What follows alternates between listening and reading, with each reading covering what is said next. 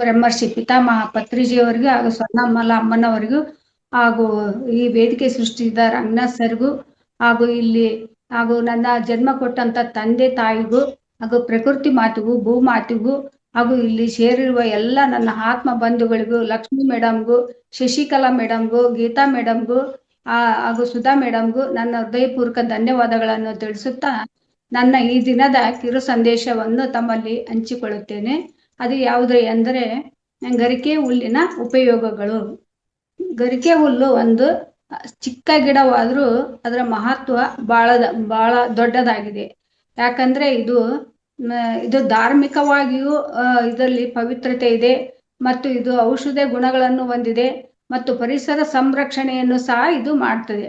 ಹಾಗಾದ್ರೆ ಇದು ಧಾರ್ಮಿಕ ರೀತಿಯಿಂದ ಯಾವ ರೀತಿ ಅಂತ ನೋಡೋದಾದ್ರೆ, ನಾವು ಪ್ರಥಮವಾಗಿ ಪೂಜೆ ಮಾಡುವಂತ ಗಣೇಶನಿಗೆ ನಾವು ಪ್ರತಿಯೊಂದು ಗಣೇಶ ಚತುರ್ಥಿಯಂದು 21 ಗರಿಕೆ ಪತ್ರೆಯನ್ನು ಏರಿಸಿ ನಾವು ಪೂಜೆ ಮಾಡೋದು ವಾಡಿಕೆ ಉಂಟು. ಹಾಗಾದ್ರೆ ಯಾಕೆ ಗಣೇಶನಿಗೆ ಇದು ಪ್ರಿಯವಾದದ್ದು ಅಂತ ನೋಡೋದಾದ್ರೆ, ಒಬ್ಬ ನಲಾಸುರ ಎಂಬ ರಾಕ್ಷಸ ದೇವಾನುದೇವತೆಗಳಿಗೂ ಮತ್ತು ಋಷಿ ಮುನಿಗಳಿಗೂ ಬಹಳ ಕಿರುಕುಳ ಕೊಡ್ತಾ ಇರ್ತಾನೆ. ಆಗ ಈ ಕಿರುಕುಳವನ್ನು ತಾಳಾರ್ದೆ ದೇವಾನುದೇವತೆಗಳು ಶಿವನ ಹತ್ರ ಹೋಗಿ ಹೇಳ್ತಾರೆ, ನಮ್ಗೆ ಆ ರಾಕ್ಷಸನಿಂದ ಬಹಳ ಸಂಕಷ್ಟ ಆಗ್ತಾ ಇದೆ, ಕಿರುಕುಳ ಜಾಸ್ತಿ ಆಗ್ತಾ ಇದೆ, ಅವನು ಹೇಗಾದ್ರೂ ಮಾಡಿ ನೀವು ಸಂಹಾರ ಮಾಡ್ಬೇಕು ಅಂತ ಹೇಳಿದಾಗ ಅವಾಗ ಶಿವ ಹೇಳ್ತಾನೆ, ಇದು ಗಣೇಶನಿಂದ ಮಾತ್ರ ಸಾಧ್ಯ ಅಂತ ಹೇಳಿ ಗಣೇಶನನ್ನು ಕರೆ ತಂದು ಅವಾಗ ಶಿವ ಹೇಳ್ತಾನೆ ಗಣೇಶನ್ಗೆ, ನೀನು ಆ ರಾಕ್ಷಸನನ್ನು ಸಂಹಾರ ಮಾಡು ಅಂತ ಹೇಳ್ತಾನೆ. ಸಂಹಾರ ಮಾಡು ಅಂತ ಹೇಳಿದಾಗ ಗಣೇಶ ತಂದೆ ಮಾತಿಗೆ ಹೋಗೊಟ್ಟು ಅಲ್ಲಿ ರಾಕ್ಷಸನ ಹತ್ರ ಹೋಗ್ತಾನೆ. ರಾಕ್ಷಸನ ಕಣ್ಣು ಅತ್ಯಂತ ಬೆಂಕಿ ಕೆಂಡದಂತ ಕಣ್ಣು ಇರ್ತಾವ. ಅವನು ಕಣ್ಣಲ್ಲಿಂದ ಗಣೇಶನನ್ನು ಅವನು ಸುಡ್ಬೇಕಂತಂದು ಪ್ರಯತ್ನ ಮಾಡ್ತಾನ.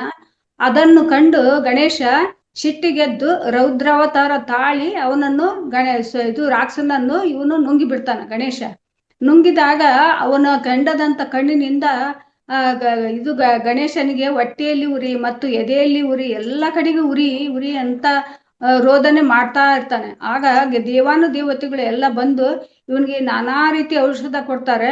ಆದ್ರೆ ಔಷಧ ಕೊಟ್ಟರು ಸಹಿತ ಅವನಿಗೆ ಅದು ಉರಿ ಕಡಿಮೆ ಆಗಲ್ಲ. ನಂತರ ಋಷಿ ಮುನಿಗಳು ಅವನಿಗೆ 21 ಗರಿಕೆ ಪತ್ರೆಯನ್ನು ತಂದು ತಲೆ ಮೇಲೆ ಇಡ್ತಾರೆ. ತಲೆ ಮೇಲೆ ಇಟ್ಟಾಗ ಅವನಿಗೆ ಅವಾಗ ಉರಿ ಕಡಿಮೆ ಆಗ್ತದೆ, ಶಾಂತ ಆಗ್ತಾನ. ಅವಾಗ ಶಾಂತ ಆಗೋದ್ರಿಂದ ಅವನು ಹೇಳ್ತಾನ, ಅವತ್ತಿಲಿಂದ ಗಣೇಶನಿಗೆ ಗರಿಕೆ ಅಂದ್ರೆ ಅತ್ಯಂತ ಪ್ರಿಯವಾದದ್ದು. ಗಣೇಶ ಹೇಳ್ತಾನೆ, ಯಾರು ನನಗೆ 21 ಗರಿಕೆ ಪತ್ರೆಯನ್ನು ಏರಿಸಿ ಪೂಜಿಸ್ತಾರೆ ಅವರಿಗೆ ನಾನು ಅನುಗ್ರಹಿಸ್ತೀನಿ ಅಂತ ಹೇಳ್ತಾನೆ. ಅವತ್ತಿನಿಂದ ನಾವು ಗಣೇಶನಿಗೆ 21 ಗರಿಕೆ ಪತ್ರೆಯನ್ನು ಏರಿಸುವ ವಾಡಿಕೆ ಬಂದಿದೆ ಅಂತ ಹೇಳ್ಬೋದು. ನಂತರ ಇದು ಔಷಧಿ ಗುಣಗಳನ್ನು ಸಹ ಅತ್ಯಂತ ಔಷಧಿ ಗುಣಗಳನ್ನು ಹೊಂದಿರುವ ಇದು ಸಸ್ಯ ಅಂತ ಹೇಳ್ಬೋದು, ಗಿಡ. ಇದು ತಂಪಾದ ಗುಣವನ್ನು ಹೊಂದಿದೆ. ಇದರ ಗುಣ ತಂಪು. ಆಮೇಲೆ ಇದರಲ್ಲಿ ಯಾವ ಅಂಶಗಳಿದೆ ಅಂತ ನೋಡೋದಾದ್ರೆ, ಇದರಲ್ಲಿ ಕ್ಯಾಲ್ಸಿಯಂ ಇದೆ, ಸೋಡಿಯಂ ಇದೆ, ಫಾಸ್ಫರಸ್ ಇದೆ, ಕಾರ್ಬೋಹೈಡ್ರೇಟ್ ಇದೆ, ಆಮೇಲೆ ಪೊಟ್ಯಾಷಿಯಂ ಇದೆ, ಫೈಬರ್ ಇದೆ, ಪ್ರೋಟೀನ್ ಇದೆ, ಮ್ಯಾಗ್ನೇಷಿಯಂ ಇದೆ. ಎಲ್ಲ ಅಂಶಗಳನ್ನು ಸಹ ಇದು ಒಳಗೊಂಡಿದೆ. ಹಾಗಾದ್ರೆ ಯಾವ ರೀತಿ ಇದು ನಮಗೆ ಔಷಧವಾಗಿ ಉಪಯೋಗ ಆಗ್ತತಿ ಅಂತ ನೋಡೋದಾದ್ರೆ, ಇದು ನಮ್ಗೆ ರಕ್ತವನ್ನು ಶುದ್ಧಿ ಮಾಡ್ತತಿ. ನಾವು ಈಗ ರಕ್ತ ಕೆಟ್ಟಾಗ ನಮ್ಗೆ ನಾನಾ ರೀತಿ ಸಮಸ್ಯೆ ಆಗ್ತಾವು, ಕುರುಗಳಾಗ್ತಾವು, ಕೈಯಲ್ಲಿ ಗುಳ್ಳೆಗಳಾಗ್ತಾವು, ಇನ್ನೂ ಅನೇಕ ಸಮಸ್ಯೆಗಳಿಂದ ನಾವು ಬಳಲ್ತಿರ್ತೇವೆ. ಆ ಸಮಯದಲ್ಲಿ ನಾವು ಈ ಸ್ವಚ್ಛವಾಗಿ ಬೆಳೆದಂತ ಜಾಗದಲ್ಲಿ, ತೋಟದಲ್ಲಿ ಆಗಿರ್ಬೋದು, ಮೈದಾನದಲ್ಲಿ ಆಗಿರ್ಬೋದು, ಅಂತ ಸ್ಥಳದಿಂದ ಗರಿಕೆ ಹುಲ್ಲನ್ನು ತಂದು ಸ್ವಚ್ಛವಾಗಿ ತೊಳೆದು ಅದನ್ನು ಮಿಕ್ಸಿಯಲ್ಲಿ ರಸ ಮಾಡಿಕೊಂಡು ಸೋಸಿಕೊಂಡು ಅದಕ್ಕೆ ಸ್ವಲ್ಪ ನಿಂಬೆ ರಸ ಬೆರೆಸಿ ನಾವು 15 ದಿನ ಅದನ್ನು ಸತತವಾಗಿ ತಗೊಳೋದ್ರಿಂದ ನಮಗೆ ರಕ್ತ ಶುದ್ಧಿ ಆಗ್ತತಿ. ಇದರಿಂದ ನಾವು ಅನೇಕ ಸಮಸ್ಯೆಗಳಿಂದ ದೂರ ಆಗ್ಬೋದು. ನಂತರ ಇದು ಮೂಲವಾದಿ ಮತ್ತು ಮಲಬದ್ಧತೆಯನ್ನು ಸಹ ನಿವಾರಣೆ ಮಾಡ್ತತಿ. ಆಗ ಹೇಗೆ ಇದನ್ನು ಉಪಯೋಗ ಮಾಡಬೇಕು ಮೂಲವಾದಿ ಇದ್ದಾಗ ಮತ್ತೆ ಮಲಬದ್ಧತೆ ಇದ್ದಾಗ ಅಂದ್ರೆ, ಒಂದು ಸ್ಪೂನ್ ಗರಿಕೆ ಹುಲ್ಲಿನ ರಸವನ್ನು ಮತ್ತು 1 ಸ್ಪೂನ್ ನಿಂಬೆ ರಸವನ್ನು ತಿಳಿಯಾದ ಮಜ್ಜಿಗೆಯೊಂದಿಗೆ ಸೇರಿಸಿ ನಾವು ಸೇವನೆ ಮಾಡೋದ್ರಿಂದ ನಮಗೆ ರಕ್ತ ಮೂಲವಾದಿಯನ್ನು ನಿವಾರಿಸ್ತೈತಿ ಮತ್ತು ಮಲಬದ್ಧತೆಯನ್ನು ಸಹ ಇದು ನಿವಾರಣೆ ಮಾಡ್ತೈತಿ. ನೆಕ್ಸ್ಟ್ ಇದು ಉಗುರು ಸುತ್ತಾದಾಗ ನಮ್ಗೆ ಯಾವುದೇ ಇನ್ಫೆಕ್ಷನ್ಲಿಂದ ಉಗುರು ಸತ್ತು ಆಗ್ತಿರ್ತೈತಿ. ಆ ಸಮಯದಲ್ಲಿ ನಾವು ಶುದ್ಧವಾದ ಗರಿಕೆ ಹುಲ್ಲನ್ನು ತಂದು ಅದನ್ನು ಚೆನ್ನಾಗಿ ತೊಳೆದು ಅದಕ್ಕೆ ಸ್ವಲ್ಪ ಅರಿಶಿಣ ಮತ್ತು ಸ್ವಲ್ಪ ಸುಣ್ಣ ಹಾಕಿ ಅದನ್ನು ಪೇಸ್ಟ್ ಮಾಡಿಕೊಂಡು ಉಗುರು ಸುತ್ತಾದ ಜಾಗದಲ್ಲಿ ನಾವು ಲೇಪನ ಮಾಡುವುದರಿಂದ ಅದು ತಕ್ಷಣ ಅದು ಒಂದು 2-3 ದಿನದಲ್ಲಿ ಉಗುರು ಸುತ್ತು ನಿವಾರಣೆ ಆಗ್ತೈತಿ. ನೆಕ್ಸ್ಟ್ ಇದು ಉರಿ ಮೂತ್ರ. ಈಗ ಬೇಸಿಗೆ ಕಾಲ ಆಗಿರುವುದರಿಂದ ಉರಿ ಮೂತ್ರ ಮತ್ತು ಮೂತ್ರಕೋಶದಲ್ಲಿ ಕಲ್ಲಾಗೋದು ಜಾಸ್ತಿ ಆಗಿದೆ. ಇದನ್ನು ಹೇಗೆ ನಾವು ಗರಿಕೆ ಹುಲ್ಲಿನಿಂದ ತಡೆಗಟ್ಟಬಹುದು ಅಂದ್ರೆ, ಶುದ್ಧವಾದ ಗರಿಕೆ ಹುಲ್ಲನ್ನು ತಂದು ಅದನ್ನು ನಾವು ಜ್ಯೂಸ್ ಮಾಡಿ ಅದನ್ನು ಸೋಸಿಕೊಂಡು ಅದರ ಜೊತೆ ಎಳೆನೀರನ್ನು ಸೇರಿಸಿ ನಾವು ಸೇವನೆ ಮಾಡೋದ್ರಿಂದ ನಾವು ಉರಿ ಮೂತ್ರವನ್ನು ಮತ್ತು ಮೂತ್ರಕೋಶದಲ್ಲಿನ ಕಲ್ಲನ್ನು ಸಹ ನಿವಾರಣೆ ಮಾಡ್ಕೊಳ್ಬಹುದು. ನೆಕ್ಸ್ಟ್ ಇದು ಅತ್ಯಂತ ದೊಡ್ಡ ಸಮಸ್ಯೆಯಾದ ಮೂತ್ರದಲ್ಲಿ ರಕ್ತ ಹೋಗ್ತಾ ಇದ್ರೆ, ಇದನ್ನು ಆಯುರ್ವೇದ ಡಾಕ್ಟರ್ನೇ ಹೇಳಿದ್ದಾರೆ. ಮೂತ್ರದಲ್ಲಿ ರಕ್ತ ಹೋಗುವಾಗ ಇದರಿಂದ ಆ ಸಮಸ್ಯೆಯನ್ನು ಸಹ ನಾವು ನಿವಾರಣೆ ಮಾಡ್ಕೊಳ್ಬಹುದು. ಹೇಗಂದ್ರೆ, ಶುದ್ಧವಾದ ಗರಿಕೆ ಹುಲ್ಲನ್ನು ತಂದು ಅದನ್ನು ಸ್ವಚ್ಛವಾಗಿ ತೊಳೆದು ಅದನ್ನು ಕುದಿಯಲು ಇಟ್ಟು ಅದಕ್ಕೆ 2 ಬೆಟ್ಟದ ನೆಲ್ಲಿಕಾಯನ್ನು ಕಟ್ ಮಾಡಿ ಹಾಕಿ ಅದು ಕುದಿಯುವಾಗ ಅದಕ್ಕೆ ಸ್ವಲ್ಪ ಕಲ್ಲು ಸಕ್ಕರೆಯನ್ನು ಬೆರೆಸಿ ಅದನ್ನು ಸೋಸಿಕೊಂಡು ನಾವು ದಿನಕ್ಕೆ 3 ಸಲ ಸ್ವಲ್ಪ ಸ್ವಲ್ಪ ಕುಡಿಯುತ್ತಾ ಬಂದಾಗ ನಮಗೆ ಮೂತ್ರದಲ್ಲಿ ಹೋಗುತ್ತಿರುವ ರಕ್ತವನ್ನು ಸಹ ಇದು ನಿವಾರಣೆ ಮಾಡ್ತೈತೆ ಅಂತ ಹೇಳ್ಬೋದು. ನೆಕ್ಸ್ಟ್ ಇದು ಕಜ್ಜಿ ತುರಿಕೆ. ಮತ್ತು ಯಾವುದೇ ಇನ್ಫೆಕ್ಷನ್ಲಿಂದ ಕಜ್ಜಿ ತುರಿಕೆ ಆಗ್ತಾನೆ ಇರ್ತೈತಿ ಚರ್ಮದಲ್ಲಿ.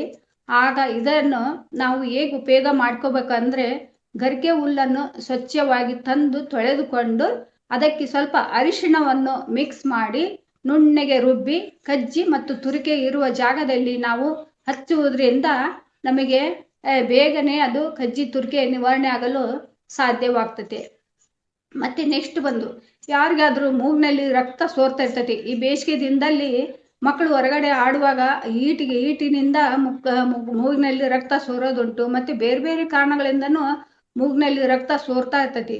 ಆ ಸಮಯದಲ್ಲಿ ನಾವು ಶುದ್ಧವಾದ ಗರಿಕೆ ಹುಲ್ಲನ್ನು ತಂದು ಸ್ವಚ್ಛವಾಗಿ ತೊಳೆದು ಅದನ್ನು ನಾವು ಮಿಕ್ಸಿಯಲ್ಲಿ ರಸ ಮಾಡಿ ಅದು 2 ಮೂಗಿನ ಹೊಳ್ಳೆಗಳಿಗೆ ಸೋಸಿ ಅದನ್ನು ಚೆನ್ನಾಗಿ ಸೋಸಿ ಮೂಗಿನ 2 ಹೊಳ್ಳೆಗಳಿಗೂ 2 ಹನಿ ನಾವು ಹಾಕುತ್ತಾ ಬಂದಾಗ ಅದು ಮೂಗಿನಲ್ಲಿ ಸೋರುವ ರಕ್ತವನ್ನು ನಾವು ನಿವಾರಣೆ ಮಾಡ್ಕೊಳ್ಬೋದು.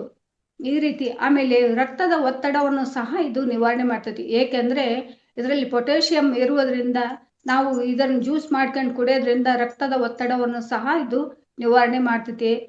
ಮತ್ತೆ ಹಿಮೋಗ್ಲೋಬಿನ್ ಸಹ ಹೆಚ್ಚಿಗೆ ಮಾಡ್ತೈತಿ ಈ ಜ್ಯೂಸ್ ಕುಡಿಯೋದ್ರಿಂದ. ಮತ್ತೆ ಇದು ಕ್ಯಾನ್ಸರ್ ಅನ್ನು ಸಹ ತಡೆಗಟ್ತೈತಿ ಅಂತ ಹೇಳ್ತಾರೆ. ನೆಕ್ಸ್ಟ್ ಇದು ಮತ್ತೆ ಯಾರ್ದು ಗ್ಯಾಸ್ಟ್ರಿಕ್ ಸಮಸ್ಯೆ ಮತ್ತೆ ಎಸಿಡಿಟಿ ಸಮಸ್ಯೆ ಆದಾಗ ಇದನ್ನು ನಾವು ಗರಿಕೆ ಹುಲ್ಲನ್ನು ತಂದು ಅದನ್ನು ಚೆನ್ನಾಗಿ ತೊಳೆದು ಗರಿಕೆ ಹುಲ್ಲು ಮತ್ತು ಸ್ವಲ್ಪ ಜೀರಿಗೆ ಹಾಕಿ ಕುದಿಸಿ ಇದನ್ನು ನಾವು ಕುಡಿಯುತ್ತಾ ಬಂದಾಗ ನಮಗೆ ಗ್ಯಾಸ್ಟ್ರಿಕ್ ಸಮಸ್ಯೆ ಮತ್ತು ಎಸಿಡಿಟಿ ಸಮಸ್ಯೆ ನಿವಾರಣೆ ಆಗುತ್ತದೆ. ಮತ್ತು ಅಜೀರ್ಣದಿಂದ ಉಂಟಾಗೋ ಸಮಸ್ಯೆಯು ಸಹ ಇದು ನಿವಾರಣೆ ಮಾಡ್ತದೆ.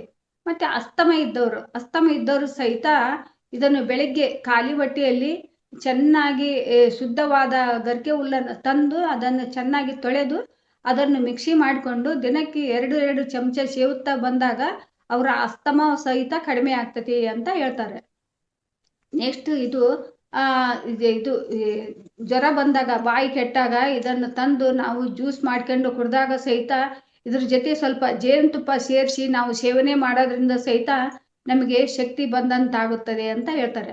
ಆಮೇಲೆ ನಾವು ಸೂರ್ಯಗ್ರಹಣ ಇರ್ಬೋದು, ಚಂದ್ರಗ್ರಹಣ ಇರ್ಬೋದು, ಆಗ ನಾವು ಆಹಾರ ಪದಾರ್ಥಗಳ ಮೇಲೆ ಯಾವುದೇ ಈಗ ಉಪ್ಪಿನಕಾಯಿ ವರ್ಷಗಟ್ಲಿ ಇಡೋ ಅಂಥದ್ದಾಗಿರ್ಬೋದು, ಚಟ್ನಿ ಪುಡಿಗಳಾಗಿರ್ಬೋದು, ಅದ್ರ ಮೇಲೆ ನಾವು ಇದನ್ನು ತಂದು ಹಾಕ್ತಿವಿ. ಯಾಕಂದ್ರೆ ಅದರಿಂದ ಸೂರ್ಯನ ಮತ್ತು ಗ್ರಹಣ ಇದ್ದಾಗ ಅದರಿಂದ ಬರುವಂತಹ ವಿಕಿರಣಗಳನ್ನು ಇದು ತಡೆಗಟ್ತದೆ.